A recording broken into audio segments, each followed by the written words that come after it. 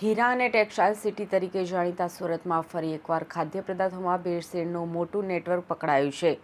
શહેરના ઉમરા વેલંજા વિસ્તારમાં આવેલ અવસર પ્લાઝામાં ધમધમતા નકલી ઘીના કારખાના પર પોલીસે દરોડા પાડીને 2 શખ્સો દ્વારા ચલાવવામાં આવતા કૌભાંડનો પર્દાફાશ કર્યો છે।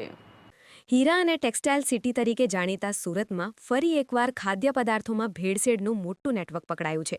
શહેરના ઉમરા વેલંજા વિસ્તારમાં આવેલા અવસર પ્લાઝામાં ધમધમતા નકલી ઘીના કારખાના પર પોલીસે દરોડા પાડીને 2 શખ્સો દ્વારા ચલાવવામાં આવતા કૌભાંડનો પર્દાફાશ કર્યો છે।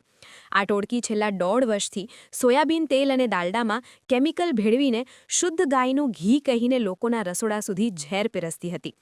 ઉત્તરાયણ પોલીસને મળેલી ચોક્કસ બાતમીના આધારે ઉમરા વેલંજા વિસ્તારમાં આવેલા અવસર પ્લાઝામાં તપાસ હાથ ધરવામાં આવી હતી। તપાસ દરમિયાન પ્લાઝાના પહેલા માળે આવેલી દુકાન નંબર 106 અને 108માં શંકાસ્પદ ગતિવિધિઓ જોવા મળી હતી। પોલીસે જ્યારે દરોડા પાડ્યા ત્યારે સામે આવ્યું કે દુકાન નંબર 106ને આધુનિક મશીનરી સાથેના કારખાનામાં ફેરવી દેવામાં આવી હતી, જ્યારે બાજુની દુકાન 108નો ઉપયોગ તૈયાર માલના સંગ્રહ માટે સ્ટોરરૂમ તરીકે થતો હતો। આરોપીઓની પૂછપરછ અને સ્થળ પરથી મળેલા પુરાવાઓ મુજબ આ નકલી ઘી બનાવવાની રીત અત્યંત આઘાતજનક હતી। સૌપ્રથમ સોયાબીન તેલ અને દાલડાને મોટા વાસણોમાં ગરમ કરવામાં આવતું હતું। તેમાં અસલી ઘી જેવી સુગંધ લાવવા માટે ખતરનાક એસેન્સ એટલે કે કેમિકલ સિરપ ઉમેરવામાં આવતું। ગ્રાહકોને છેતરવા માટે ગાયના ઘી જેવો કુદરતી પીળો રંગ આપવા કૃત્રિમ કલરનો ઉપયોગ થતો હતો। આ મિશ્રણ તૈયાર થયા બાદ તેને શ્રી સહજાનંદ અને શ્રી ગજાનંદ જેવી જાણીતી બ્રાન્ડના સ્ટીકરો મારેલા ડબ્બાઓમાં પેક કરવામાં આવતું હતું।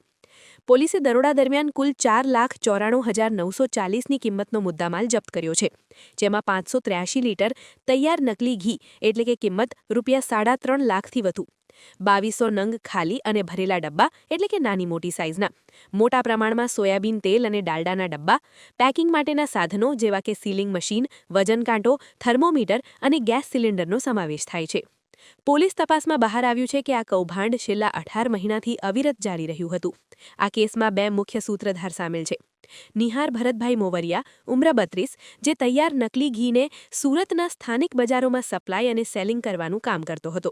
પોલીસે તેની અટકાયત કરી લીધી છે। પિયુષ વિઠ્ઠલભાઈ સાંગાણી, ઉમ્ર 30, જે આખું મેન્યુફેક્ચરિંગ યુનિટ સંભાળતો હતો, તે હાલ પોલીસ પકડથી દૂર છે અને તેને પકડવા ટીમો રવાના કરવામાં આવી છે।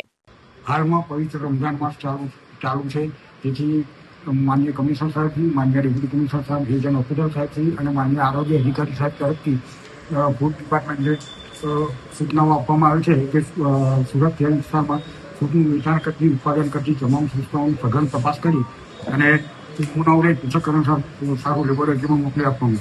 ગત રોજ અમને માહિતી મળે કે 106-108 અવસર પ્લાઝા, ઉમરા વેલંજા રોડ, વેલંજા સુરત ના સ્થળે આવેલ ટાટા ડેરી પ્રોડક્ટ નામની સંસ્થામાં શંકાસ્પદ ઘીનું ઉત્પાદન થઈ રહ્યું છે, જેથી અમારે ત્યાં તપાસ કરી અને 2 નમૂનાને પૃથ્થકરણ સારું લેબોરેટરીમાં મોકલી આપવામાં આવે છે।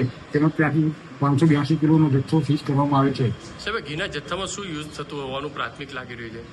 આ ઘીનો જથ્થો શંકાસ્પદ હોવાનું લાગી રહ્યું છે અને તેમાં વેજીટેબલ ઓઇલની મિલાવટ થતું હોવાનું શંકા થઈ છે। સાહેબ, શું કાર્યવાહી આપના તરફ પોલીસ તરફથી? અમારા તરફથી ફૂડ સેફ્ટી સ્ટાન્ડર્ડ એક્ટ પ્રમાણે કાર્યવાહી કરવામાં આવશે, તેમજ પોલીસ તરફથી તેમના કાર્ય પ્રમાણે આગળની કાર્યવાહી કરવામાં આવશે।